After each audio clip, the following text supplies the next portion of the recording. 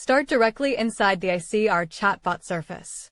The plus button is where upload-driven reliability work begins, so the recording skips login and begins at the feature.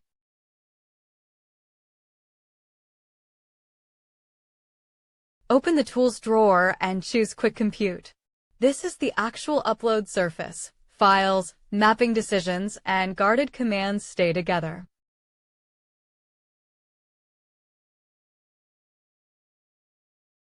Select the public Fleiss long-form CSV.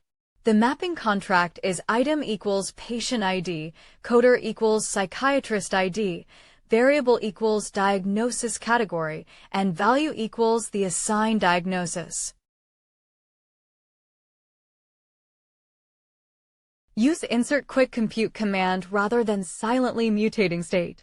The user should still confirm dataset, variable, and metric policy before a reliability run is created.